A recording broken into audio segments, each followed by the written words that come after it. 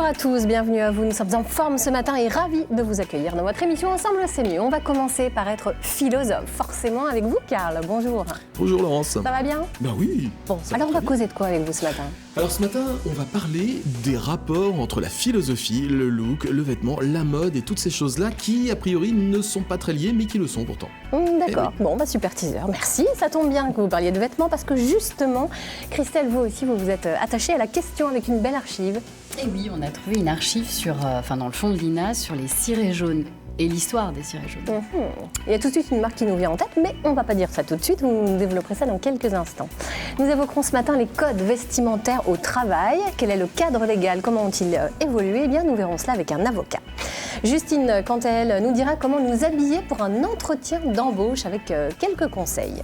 Maëlle s'est aussi intéressée à la question, non pas de l'entretien d'embauche, mais du vêtement, n'est-ce pas ? Voilà, plus simple, quoique.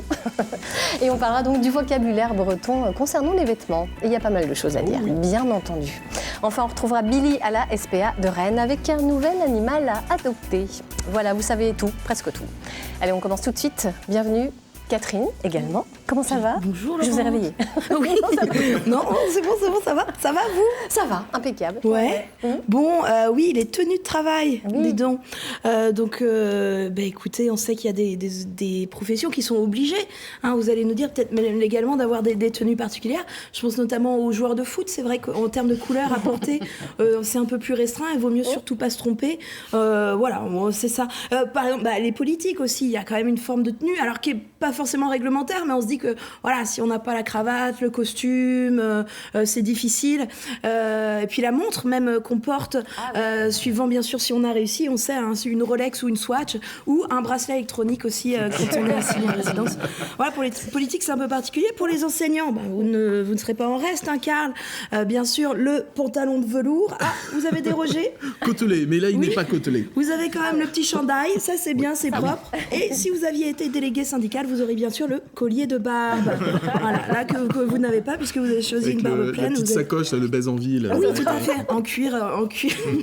Il y a tellement d'images qui nous viennent, en effet. Et puis on se demandait avec la productrice, bien sûr, avant, quid du camping naturiste ?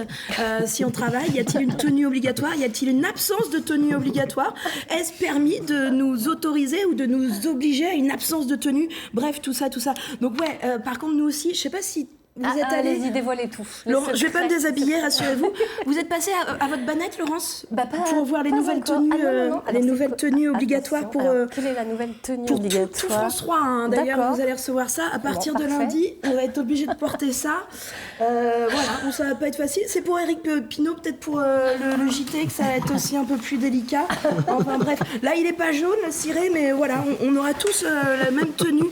Je sais pas, ça vous va ? Moi ça me va. C'est obligé. Du moment Je ne qu'on puisse ressemble à rien. accrocher les micros, parce que pour nous c'est un peu ça le critère. Oui, est-ce qu'on c'est peut vrai. accrocher les micros ? Est-ce que la veste va pas faire trop de bruit ? Oui, Pour regardez. un hommage poignant à nos amis ingénieurs du son, voilà, qui font des miracles tous les jours, n'est-ce pas ?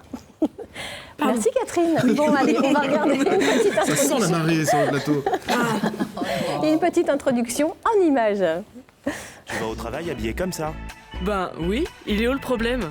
Si 65% des salariés français déclarent ne pas se sentir obligés d'adopter un code vestimentaire particulier, ils sont tout de même 58% à veiller à leur tenue professionnelle afin qu'elle ne nuise pas à l'image de leur entreprise.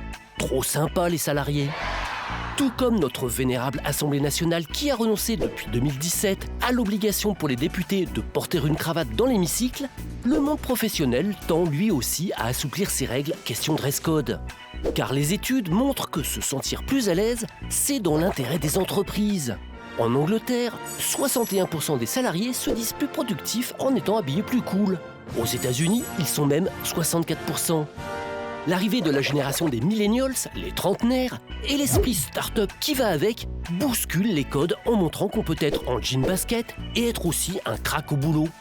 Du coup, nombre d'entreprises françaises ont adopté le Friday Wear, le vendredi où on s'habille plus cool.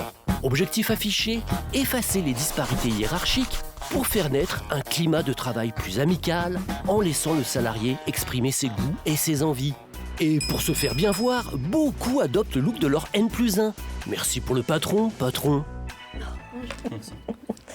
Allez, on va aller plus loin sur ce sujet avec vous, Maître Chevalier, vous êtes avocat.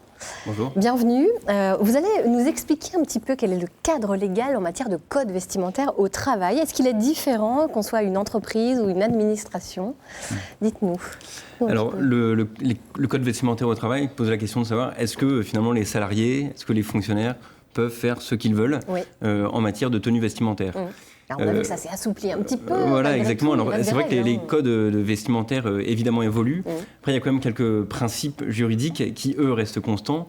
Le principe, on est dans une démocratie libérale dans laquelle le principe, c'est toujours la liberté. Et donc, au travail, le principe, c'est la liberté de se vêtir, qui découle en fait de la liberté individuelle, qu'on appelle parfois liberté personnelle. Donc, en principe, salariés, fonctionnaires sont libres de se vêtir, mais évidemment, pas complètement. Il y a quand même des conditions, des restrictions. Alors, expliquez-nous un petit peu ces conditions et ces restrictions. Exactement. Alors, dans les entreprises, il y a deux conditions principales qui sont énoncées d'ailleurs par le Code du travail. Les limitations à la liberté de se vêtir peuvent être décidées, mais doivent être justifiées d'une part par la nature de la tâche à accomplir, et d'autre part, ces limitations doivent être proportionnées au but poursuivi. D'accord. Alors, dans quel cas l'employeur peut décider, en vertu de son pouvoir de direction, de limiter la liberté vestimentaire de ses salariés? On en énonce 4 qui résultent peu ou prou de la jurisprudence. Il y a d'abord les cas qui tiennent à la sécurité et à l'hygiène. On voit tout de suite de quoi il s'agit. La sécurité, notamment par exemple dans toutes les entreprises du BTP, dans le secteur industriel, l'employeur est en droit, même parfois dans l'obligation, d'imposer certains éléments de tenue vestimentaire à ses salariés pour protéger leur sécurité, des chaussures de protection, un casque, des tenues de chantier. En matière d'hygiène, c'est notamment le cas, par exemple, dans le secteur agroalimentaire, dans le secteur de la restauration, ou même dans le secteur médical, l'obligation de porter une blouse, un masque. Donc il y a différents éléments de vêtements. Et donc c'est dans le premier cas la sécurité, dans l'autre cas l'hygiène qui justifie ces limitations. On a deux autres types de limitations. Une qui est la source d'une jurisprudence assez abondante, c'est les raisons commerciales. L'employeur, pour des raisons commerciales, a la possibilité de limiter la liberté vestimentaire de ses salariés, notamment et principalement pour ces salariés qui sont en contact avec la clientèle. Dans cette hypothèse-là, on estime que les salariés ne peuvent pas avoir une liberté pleine et entière, qu'ils doivent avoir une tenue convenable. Et donc, on a un petit peu de jurisprudence sur le sujet, avec, par exemple, beaucoup de jurisprudence sur la question des survêtements. Est-ce que des salariés peuvent venir en survêtement au travail? Eh bien, le juge a tranché, considère que l'employeur est en droit d'interdire à ses salariés en contact avec la clientèle, et parce qu'ils sont en contact avec la clientèle, de venir en survêtement. Est-ce qu'il y a la même chose pour les chaussettes avec les sandales ou pas? Je sais que Karl adore. Alors, il y a peut-être de la jurisprudence sur les tongs au travail, sur les bermudas. Également, sur les coupes de cheveux, on a eu par exemple un employé de banque qui a pu être licencié parce qu'il s'obstinait à avoir une coupe de cheveux à l'iroquoise qui n'était pas du goût de son employeur. Et ça lui a valu un licenciement. Et puis, la dernière hypothèse, donc après ces raisons tenant à la sécurité, à l'hygiène et les raisons commerciales, c'est évidemment la décence. La décence justifie également des restrictions à la liberté vestimentaire. On ne peut pas tout faire. On a un petit peu de jurisprudence sur le sujet. D'accord. Voilà. Dans l'administration, ça se passe comment? Alors, dans l'administration, effectivement, dans l'administration, on retrouve un peu les mêmes principes. En tout cas, on retrouve le principe de la liberté des fonctionnaires, des agents publics contractuels de se vêtir, avec les mêmes restrictions liées à la sécurité, à l'hygiène, à la décence. Mais il y a deux autres séries de limitations. Une première série de limitations qui est liée à une spécificité du service public, qui est soumise à un principe de neutralité. Principe de neutralité du service public, qui est un principe de neutralité, on le sait, religieuse, avec le principe de laïcité qui s'applique à tous les services publics, mais qui est aussi un principe de neutralité politique, philosophique, et qui conduit à une certaine restriction de la liberté vestimentaire des fonctionnaires, des agents publics contractuels, qui ne peuvent pas porter des vêtements qui manifesteraient leurs convictions religieuses, philosophiques, politiques. Et puis il y a une autre série de limitations qui sont, elles, liées aux particularités du service public. Un certain nombre d'agents du service public, enfin tous les agents du service public sont investis d'une mission de service public, certains même de prérogatives de puissance publique, et à cet égard leur est imposé le port d'une tenue particulière ou d'un uniforme. C'est le cas évidemment des policiers, des pompiers, des surveillants pénitentiaires, des médecins, des magistrats et de bien d'autres professions. Ouais. Et cette tenue vestimentaire manifeste le fait qu'ils sont investis d'une mission de service public, de prérogatives de puissance publique, et d'ailleurs aussi qu'ils sont en service. D'accord. Alors justement, vous abordez cette question-là. La robe d'avocat, on va vous demander personnellement, est-elle toujours obligatoire? Oui ou non? Alors la robe d'avocat est obligatoire, mais pas dans tous les cas. Cette robe d'avocat, nous avons l'obligation de la porter dans le cadre de nos activités judiciaires. C'est une obligation qui n'est pas simplement une obligation, enfin c'est une obligation déontologique, mais c'est aussi une obligation légale, puisque c'est la grande loi de 1971 sur les professions judiciaires qui fait obligation, en son article 3, aux avocats de porter le costume de leur profession, c'est-à-dire leur robe, dans le cadre de leurs activités judiciaires, mais seulement dans le cadre de nos activités judiciaires, c'est-à-dire lorsque nous intervenons devant les tribunaux. C'est ça, voilà, exactement. La robe au mandat. C'est important parce que cette robe d'avocat, enfin on dit que l'avocat est cru sur sa robe. Qu'est-ce que ça veut dire? Ça veut dire que lorsque pas nu sous sa robe. Non, pas nu sous sa robe. Sur sa robe. Voilà, cru. Ça peut arriver. Oui, cru sur sa robe. Après, à mon avis, oui.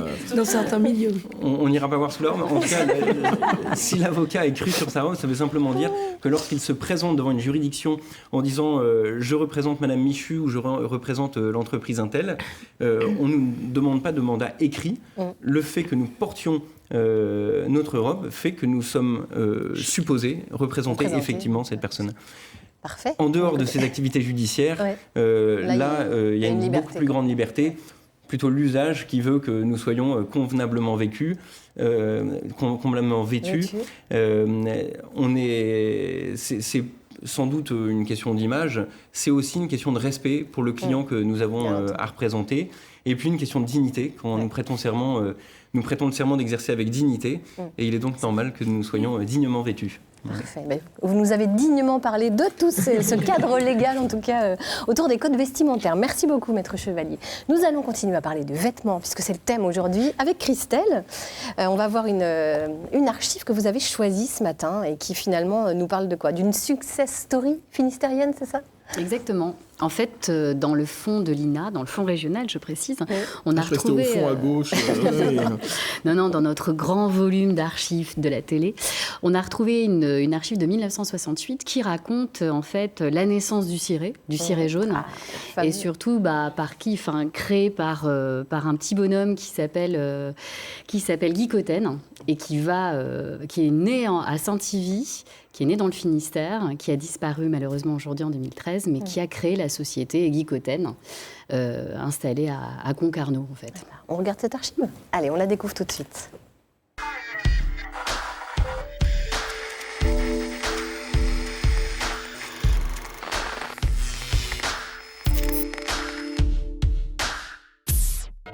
Dans cet atelier aux apparences austères, des ouvrières se penchent sur ce qui n'est à première vue qu'une toile rude à l'œil et au toucher.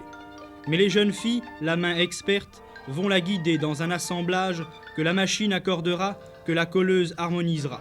C'est ainsi que va naître le ciré. Quand on évoque le ciré, on y associe le marin. C'est à l'origine pour lui qu'il a été créé, imperméable aux embruns, résistant à toute épreuve.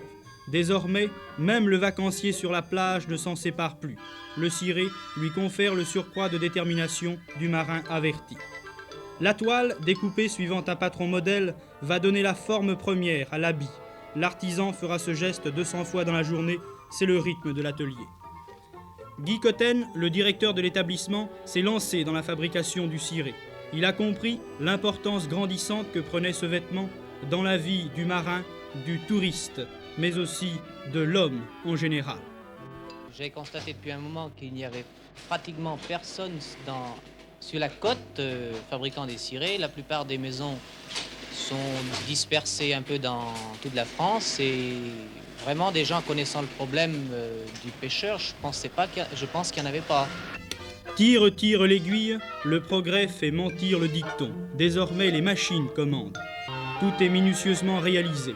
Il le faut, les pays étrangers, intrigués par ce ciré indéchirable, passent des commandes. On commence à travailler avec l'Allemagne.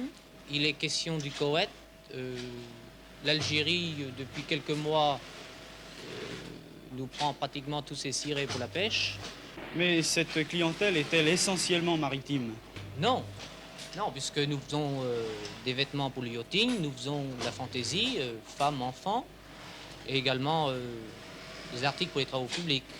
Et quelles sont vos perspectives d'avenir maintenant dans le domaine du ciré? D'abord, accroître la production, bien sûr. Et dans les 4 années, nous avons démarré, nous nous sommes étoffés. Maintenant, il s'agit au moins de doubler la production. Des perspectives encourageantes, on en est conscient. La commercialisation de ce vêtement a presque doublé en 2 ans. Et dans l'atelier de la rue Adigard, des cirés continuent à naître minute après minute. Sur le dos du marin ou du plaisancier, du français ou de l'étranger, les vagues de la mer seront ses premières caresses et les embruns ses premières épreuves. Oh, quelle poésie. C'est beau, hein. C'est une belle archive, franchement. Et années 60. Ouais. Avec tout le charme qui va avec. C'est un peu un style de la télé, parce qu'on réagissait sur le ton nasillard, etc. C'était un peu une façon de... C'est scénarisé quand même. La télé scénarise déjà.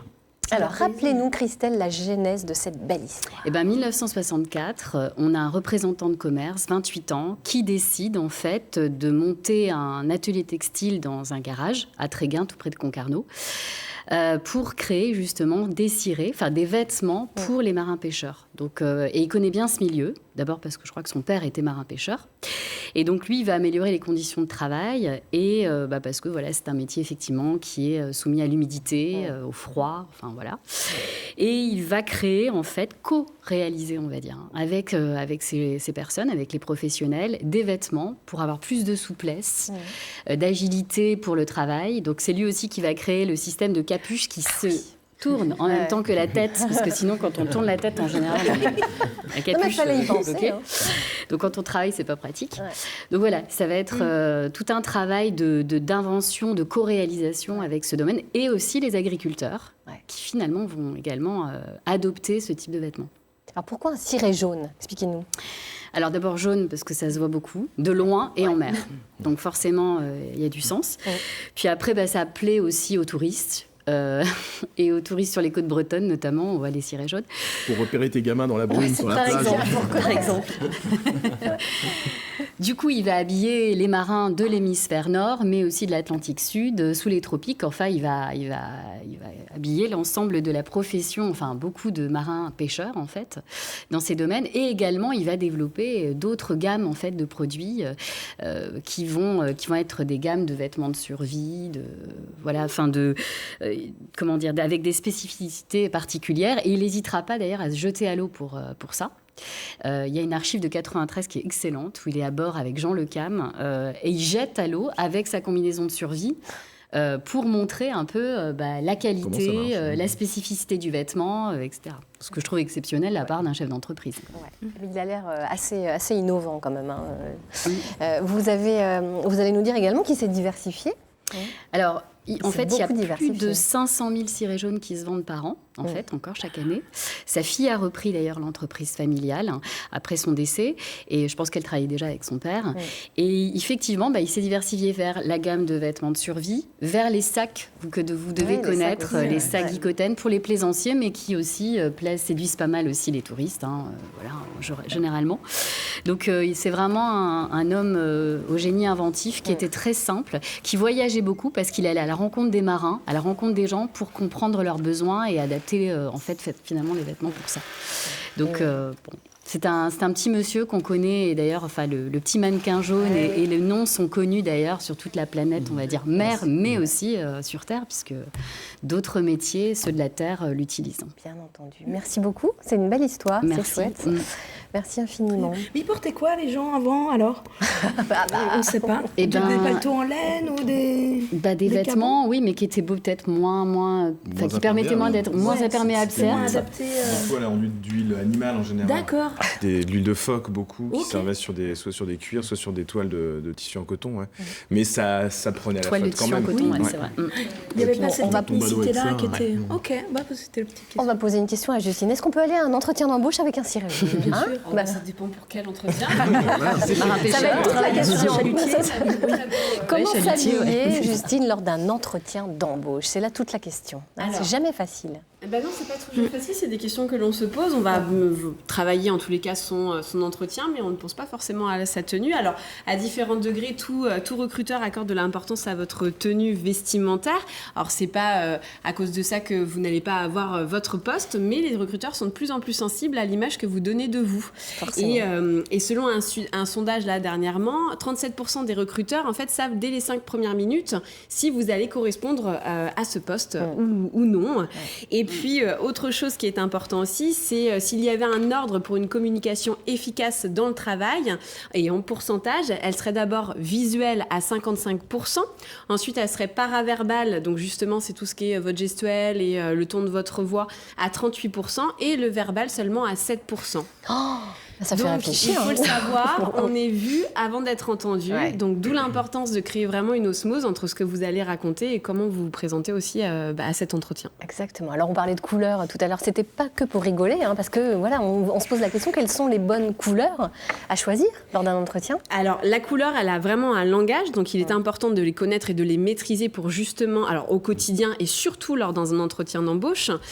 Toujours selon un sondage auprès de recruteurs, il s'est avéré qu'on favorisait plutôt... En fait, les meilleures couleurs, c'était plutôt le noir et le bleu. Et la pire couleur serait le orange, qui serait finalement jugé un peu comme trop excentrique et peut-être plus destiné à des métiers comme le côté un peu plus créatif, les graphistes, etc. Après, rien de tel que de rester sur des couleurs traditionnelles, justement, lors d'un premier entretien. Et puis après, d'oser un petit peu plus quand vous avez eu ce poste. Alors, le bleu, par exemple. Alors, le bleu... Alors, le bleu, ce qui est vraiment important, c'est que déjà, c'est la couleur préférée de beaucoup de personnes. Et vous êtes sûr que si vous allez aujourd'hui avec un bleu, vous êtes sûr de décrocher le job, justement, par rapport à n'importe quelle autre couleur. C'est une couleur, justement, qui dégage de la confiance et de l'assurance. Donc, c'est quelque chose de très bien et on l'associe beaucoup à la communication. Bien joué, Laurence. C'est pas mal. Bien joué, Christelle. Tout à fait. Bon, et globalement, jamais plus de 3 couleurs? Alors, pas plus de 3 couleurs. Après, on peut conserver une base comme le noir ou le gris qui sont des couleurs neutres et impartiales. C'est des couleurs aussi signes de sérieux, donc il ne faut pas hésiter. Alors c'est rigolo parce que le gris, c'est vraiment spécifique au secteur bancaire, immobilier, juridique, les avocats, juridique, exactement. C'est vraiment signe de sérieux et de stabilité. Donc, on n'avait pas de doute, mais ça se confirme. Mais c'est marrant parce qu'en fait, on sait que les couleurs que vous portez au quotidien, on arrive à définir un petit peu l'état d'esprit et puis effectivement, selon votre secteur. Le gris, le sérieux, la qualité, tout ça.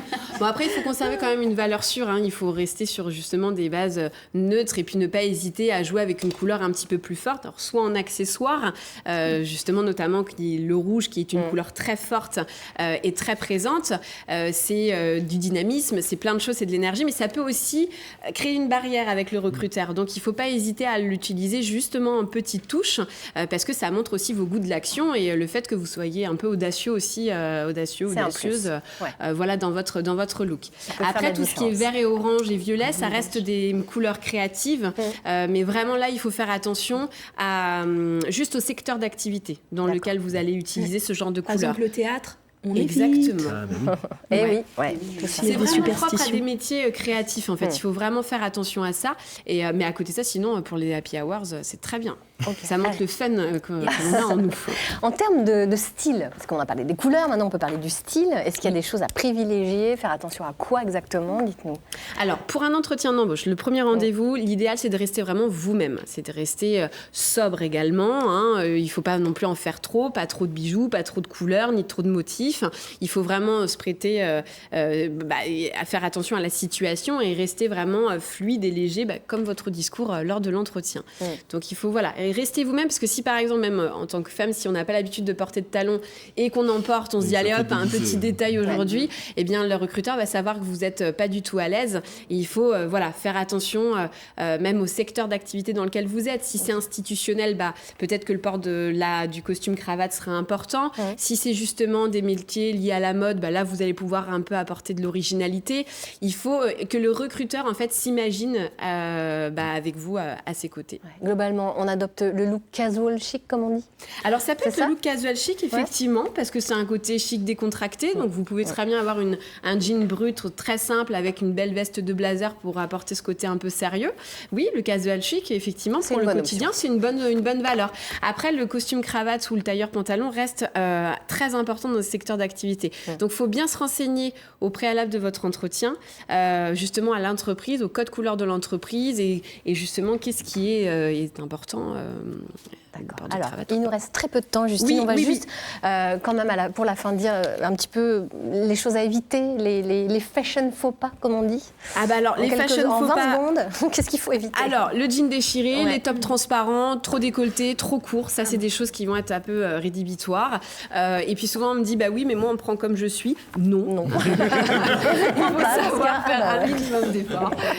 C'est un entretien, c'est important. Donc, voilà. Après, c'est vraiment rester sobre avec une petite touche d'originalité, de couleur et toujours bien placé. Et pensez aux accessoires parce que c'est un petit détail et ça montre que vous êtes sensible justement aux détails. Donc c'est important. Merci beaucoup, Justine. Grâce à vous, on aura un job. C'est super.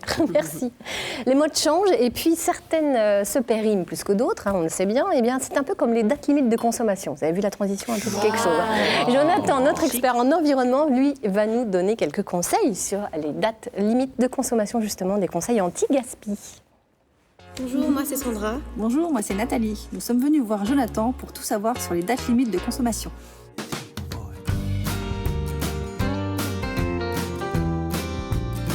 Bonjour Nathalie, bonjour Sandra. Bonjour Jonathan. En France, chaque année, c'est plus de 30 kilos de nourriture par personne qui finissent à la poubelle, dont 7 kilos de produits alimentaires qui n'ont même pas été déballés. Pour réduire ce gaspillage, on va voir ensemble comment décrypter les dates de consommation de ces produits. Ça vous dit ? Ouais. Super, on y va.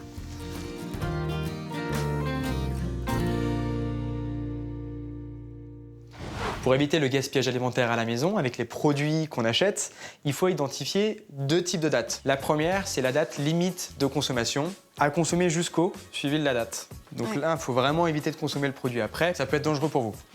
La deuxième date, ce sera la date de durabilité minimale, qui est indiquée avec la mention « à consommer de préférence avant le, suivi de la date ». Donc là, ça veut dire que vous pouvez consommer ce produit une fois qu'il est périmé, mais il va simplement perdre sa valeur nutritionnelle et gustative. D'accord.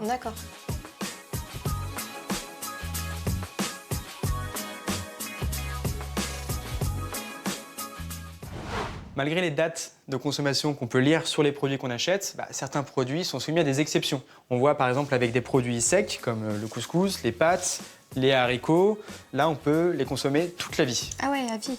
Les deuxièmes produits qu'on peut consommer cette fois-ci jusqu'à 10 ans, on a les boîtes de conserve, le chocolat ou encore les biscuits. Et les derniers produits où il faut être vigilant, les produits laitiers comme le lait, donc stérilisé à ultra haute température, UHT, peuvent se consommer jusqu'à 2 mois après la date indiquée sur le produit. On voit que de quelques mois à toute la vie, si on conserve bien les produits alimentaires qu'on achète, on peut les consommer bien après la date de consommation indiquée.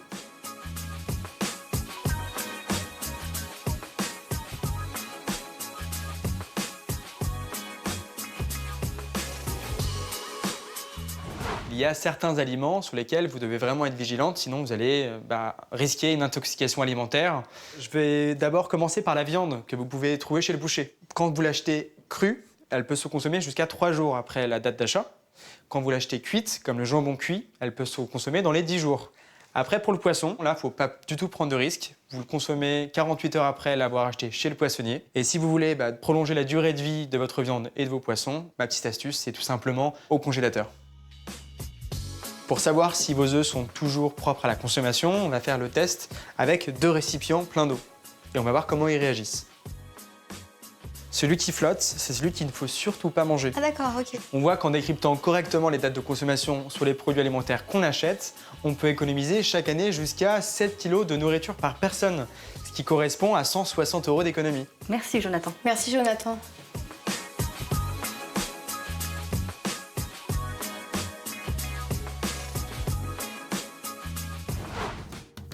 On résume. Afin d'éviter le gaspillage alimentaire, distinguer 2 types de dates. La date limite de consommation s'exprime par la mention « à consommer jusqu'au » et la date de durabilité minimale par « à consommer de préférence avant le ». Certains produits peuvent être consommés après la date limite de consommation. Les boîtes de conserve et de biscuits, plusieurs années, et les produits laitiers, jusqu'à 2 mois. Enfin, certains produits ont besoin de plus de vigilance, tels que la viande, le poisson et les œufs. Et voilà, vous savez tout sur les dates limites de consommation. Et ben voilà plein d'astuces, hein, on dit quoi? Merci Jonathan.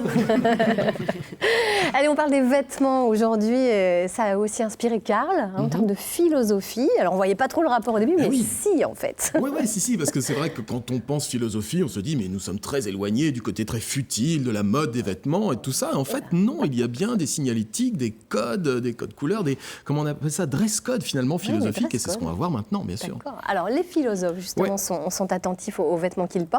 Bon, après, c'était toge ou toge avant, donc voilà. Non, mais ceci dit... Ce sont des bêtes de mode, quand même. Oui, parce que pour rebondir sur ce que vous dites, par exemple, dans l'Antiquité, on pouvait distinguer un philosophe stoïcien d'un philosophe, par exemple, cynique, de la manière suivante. Un philosophe stoïcien se devait d'être bien habillé parce qu'il représentait quelque chose auprès du peuple, tandis qu'un philosophe cynique, lui, se fichait royalement des codes de son époque, et donc il était tout crado avec une toche toute sale, et souvent on disait oui, tel philosophe. Donc finalement, vous voyez, il y avait un rôle à jouer. Alors il n'y a pas que ça, on va se remettre au XXe siècle avec des dress codes assez particuliers en philosophie. On pense en premier lieu, par exemple, à Michel Foucault. On a tous l'image, quand on était gamin, Michel Foucault qui passait à la télé. Le voici, donc un look assez radical, le crâne rasé, les lunettes sévères, et puis surtout ce col roulé en acrylique assez magnifique, avec une veste en cuir un petit peu orange marronasse, d'une couleur un peu indéfinissable. Michel Foucault, en fait, avait décidé, une bonne fois pour toutes, de revêtir cet uniforme dans ses apparitions médiatiques. C'était une façon pour lui de dire, ben voilà, maintenant vous savez qui je suis, Michel Foucault, s'est identifié comme ça, je ne bougerai plus jamais avec mon look, maintenant écoutez plutôt ce que j'ai à vous dire. Et donc il y a quelque chose de significatif dans ce look-là. On pense aussi par exemple à Simone de Beauvoir. Simone de Beauvoir, une des premières femmes philosophes, une femme qui va lutter contre le patriarcat, et Simone de Beauvoir avait la particularité d'avoir toujours sur elle ces fameux turbans. Et ce turban peut faire penser par exemple à un casque de guerrière. Elle était en lutte, en guerre contre ces idées reçues, contre ce patriarcat. C'est un petit peu le casque qui ferait penser à Périclès, ce grand chef d'État de l'Antiquité, qui était un véritable héros de guerre et qui triomphait grâce à ce casque qui en fait servait à dissimuler le fait qu'il avait le crâne extrêmement long. Voilà, donc finalement Simone de Beauvoir ne cache pas grand-chose, mais elle veut dire quelque chose à travers ça. Il y a d'autres exemples, évidemment, on pense à Rousseau au XVIIIe siècle, qui, pendant une dizaine d'années, va se balader un peu partout avec cet étonnant manteau afghan qu'on voit ici sur cette image, manteau afghan avec une toque afghane. Qu'est-ce qu'il veut nous dire à travers ça? Eh bien, en fait, il cherche, Rousseau, à faire oublier ses propres origines roturières, il cherche à se démarquer aussi de l'aristocratie de l'époque, qui est très franco-française, et il se pose un petit peu en être universel et naturel, notre Rousseau. Et puis, on pense aussi, bien sûr, à Nietzsche avec son énorme moustache. Mais pourquoi avait-il une moustache aussi énorme? Parce qu'on se dit quand même à l'époque, bon, la moustache est à la mode, mais lui, c'est quand même des cheveux qu'il a sous le nez. Eh bien, Nietzsche, il faut le savoir, était un franc-tireur. C'était un petit peu le rebelle de la philosophie. Et Nietzsche quitte son poste de professeur, un poste bien confortable de professeur de philosophie et de philologie à l'université de Bâle. Et là, sa vie devient de la balle. Et Nietzsche devient un être totalement errant. Et sa moustache est une façon de dire, tenez-vous à distance de moi. Je n'accepte pas les codes de votre civilisation. Je suis l'homme de demain, celui qui va surpasser tout ça. Je vous étonne, je vous fais peur. Eh bien, tant mieux. C'est un peu le message implicite chez Nietzsche. D'accord. Est-ce qu'il y a un philosophe quand même qui s'est intéressé réellement aux vêtements et à la mode? Alors, il y a un philosophe, effectivement, qui va consacrer au XXe siècle un essai à la mode, de système de la mode. C'est Roland Barthes, un philosophe qu'on a un petit peu oublié aujourd'hui, mais c'est un grand philosophe français. Et Roland Barthes fait paraître en 1967 cet essai qui s'appelle Système de la mode, dans lequel il nous dit, puisqu'à l'époque, Roland Barthes, on ne va pas rentrer dans les détails, mais c'est un philosophe structuraliste, il y a une structure dans le vêtement. C'est-à-dire que le vêtement a une grammaire, le vêtement a une syntaxe. Et la mode est là pour nous parler de notre époque. En fait, nous dit Roland Barthes, notre époque, qui est bien souvent s'appuie sur le vide, on est un petit peu sur une civilisation du vide et qui joue beaucoup sur la communication, eh bien la forme de communication la plus aboutie de cette époque, c'est évidemment la mode. Et pourquoi est-ce que la mode nous fascine ? Parce qu'elle nous parle de nous. C'est la société qui parle d'elle-même et qui parle à elle-même. Une sorte de circuit fermé de la communication. Et c'est ce que Roland Barthes fait ressortir à travers tout cet essai. D'accord. C'est intéressant dans les années 60 parce que c'est justement cette période où l'influence de la mode a explosé un peu partout dans le monde. Les années 60, c'est un point de basculement. Jusque-là, un banquier doit s'habiller un banquier, un ouvrier doit s'habiller en ouvrier, et puis à partir des années 60, tous les codes vestimentaires changent. Roland Barthes parle notamment dans son essai des Beatles. Tout le monde, à l'époque, veut ressembler aux Beatles dans les années 60. Les Beatles, c'est quand même des gens qui commencent leur carrière en montant sur scène avec leurs petits costumes bien étriqués et qui finissent en moumoute afghane à jouer du sitar sur scène. Enfin voilà, tout est en bouleversement perpétuel dans ces années 60. Aujourd'hui, on est dans le reflet de ce bouleversement-là. On pense notamment à certaines boutiques qui vendent des jeans à 3 000 €. Il faut quand même se souvenir que le blue jean, à l'époque, a été créé pour les ouvriers américains. C'est quand même le vêtement du pauvre. Aujourd'hui, c'est devenu un vêtement de riche, comme les baskets. Bref, c'est un véritable bouillonnement, c'est un changement perpétuel. Et c'est ce que Roland Barthes nous dit à travers cet essai qui est à la fois très difficile, mais en même temps assez passionnant et qui s'appelle « Système de la mode » et que je vous recommande chaudement. En tout cas, la leçon qu'on peut en tirer, c'est que demain, quand vous allez vous habiller pour aller travailler, pour une occasion quelconque, regardez-vous dans la glace et dites-vous, qu'est-ce que je veux dire à travers ce que je porte aujourd'hui ? Et vous verrez que la réponse est souvent assez intéressante. C'est plus facile le matin de s'habiller. Qu'est-ce que je veux dire ? J'ai rien à dire aujourd'hui. Le vêtement veut dire, il signifie quelque chose. Bon, très bien. Merci beaucoup, Karl. Est-ce que le mot vêtement signifie quelque chose en breton, mais bien entendu, Maël ? Mais oui, alors j'avais cherché toge en breton pour faire plaisir à Karl, ça se dit toga. Voilà. Non, mais c'est tout simple, mais c'est quand même pas mal. Alors, j'avais prévu un bon fashion faux pas, n'est-ce pas ? C'était le mot chapeau en breton, qui se dit, et ça va plaire à notre ami, toque. En toque. Mais oui, c'est la petite racine avec une toque. Vous remarquerez quand même ce merveilleux petit ruban, on liserait France 3. Une veste va se dire chupen, archupen. Une chemise va se dire rochette. Et un pull, merci Karl d'en avoir mis un, parce qu'à un moment donné, j'étais là, comment je raconte ce que c'est ? Stammen, qui vient tout simplement, c'est plutôt un tricot, puisque ça vient de stam, qui est le tricot. Stammen, tricoté donc. Une robe, zé, une jupe, brose, vrose. Pantalon, ça va se dire bragou. Et sous-vêtements, c'est bragou bian. C'est bien. Voilà. Des petites braies, en fait, si on revient en gaulois, rappelez-vous. Et chaussures se dit botou. Oh, c'est mignon. Botou et des sabots, botou quat. Après, voilà, botou, ça va être la base de tout. On va pouvoir dériver comme ça. Alors évidemment, des expressions, il y en a, sinon ce n'est pas drôle. Gandiliatum abevansmat, pepmis guanzo dereat. Donc, diliat, c'est vêtements, ça je ne vous l'ai pas dit. Tom, on l'avait dit la dernière fois, c'était chaud. Gouan, c'est l'hiver, vous vous rappelez. Donc, Gandiliatum à Bevansmart, Pepmis Gouan Zodéréat avec habits chauds. Et bonne nourriture, chaque mois d'hiver est convenable. Oh, c'est joli. Là-dessus, on n'est pas surpris en même temps. Nekedorgos votes anegafket ifares. Botes, c'est le singulier de botou. Neuskedorgos votes anegafket ifares. Il n'y a pas de vieille chaussure qui ne trouve sa semblable. Chaque pied trouve chaussure à son pied. En Iniayagan et Votou, on retrouve Botou encore. En Iniayagan et Votou Waraned, Aya Diahen Daglask Bouet, répétez après moi, c'est facile, qui va avec ses chaussures sur le blé, va nu-pied chercher sa nourriture. Respectons le travail d'autrui. Alors il y en a une qui marche très très bien, qui est très connue, c'est Tamatam Vegré des Vragou d'Ayan. Ça c'est une pour le coup, parce que certaines que je vous énumère à chaque fois, je ne les ai jamais entendues. Celle-là, par contre, je l'ai entendue et encore entendue. Tamatam Vegré des Vragou d'Ayan, qui veut dire tout simplement petit à petit, l'oiseau fait son nid. Ça c'est la version française.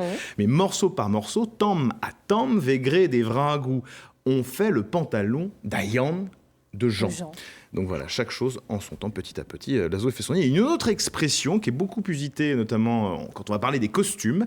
On dit canbro, canguise, sans pays, sans mode, canpares, canilis, sans parois, sans église, canmaoes, canivis, sans femme, sans chemisier. C'est pour évoquer la diversité en Bretagne. Donc ça, c'est très, très connu. Can bro, can gis, can pares, can ilis, can maues, can ivis. Bah, dis donc. Voilà, on ne pensait pas qu'il y avait une telle diversité d'expressions.